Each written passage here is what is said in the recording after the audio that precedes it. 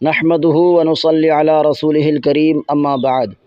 یہ وطن ہم سے وفا مانگ رہا ہے ہر گھڑی، یہ وطن ہم سے وفا مانگ رہا ہے ہر گھڑی، ہم اگر جاگ اٹھیں تو بدل جائے تقدیر بھی۔ میرے محترم اساتذہ کرام، معزز مہمانان گرامی، عزیز بھائیوں بہنوں اور میرے پیارے نوجوانوں، آج میں اپنی بات ایک سوال سے شروع کرنا چاہتا ہوں۔ کیا آزادی صرف ایک دن منانے کا نام ہے؟ اگر جواب نہیں ہے تو پھر آزادی کا اصل مطلب کیا ہے؟ میرے دوستو، آزادی صرف 15 اگست کو پرچم لہرانے، قومی ترانہ پڑھنے یا مبارکباد دینے کا نام نہیں۔ آزادی ایک ایسی امانت ہے جسے ہر نسل کو اگلی نسل تک محفوظ پہنچانا ہوتا ہے۔ ہمارے بزرگوں نے ہمیں آزاد ملک دیا، لیکن اب یہ ہماری ذمہ داری ہے کہ ہم اس آزادی کو اپنے کردار، اپنی محنت اور اپنی دیانت داری سے مضبوط کریں۔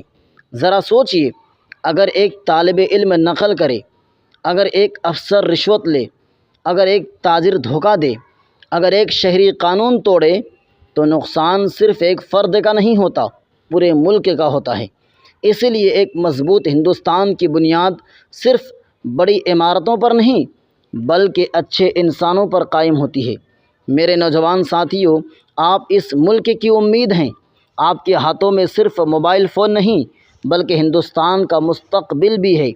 اگر آپ علم حاصل کریں گے، نئی ٹیکنالوجی سیکھیں گے، تحقیق کریں گے، محنت کریں گے اور اپنے کردار کو بلند رکھیں گے تو آنے والا ہندوستان پہلے سے کہیں زیادہ مضبوط ہوگا۔ لیکن اگر ہم اپنا وقت صرف فضول بحثوں، نفرت اور بے مقصد کاموں میں ضائع کریں گے تو ہم اپنے اسلاف کی قربانیوں کے ساتھ انصاف نہیں کر سکیں گے۔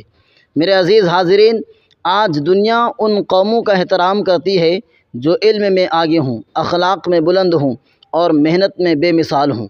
لہٰذا ہمیں بھی یہ عہد کرنا چاہیے کہ ہم اپنے وطن کو صرف الفاظ سے نہیں بلکہ اپنے عمل سے محبت کریں گے۔ ہم اپنے شہر کو صاف رکھیں گے، ہم درخت لگائیں گے، ہم کمزوروں کی مدد کریں گے، ہم قانون کا احترام کریں گے، ہم اختلاف کو دشمنی نہیں بنائیں گے اور ہم ہمیشہ اپنے وطن کی عزت کو اپنی عزت سمجھیں گے۔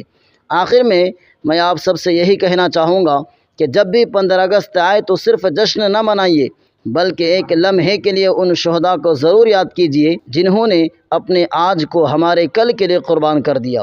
آئیے ہم سب مل کر عہد کریں کہ ہم اپنے وطن کی ترقی، اتحاد، امن اور خوشحالی کے لیے ہمیشہ اپنا مثبت کردار ادا کریں گے۔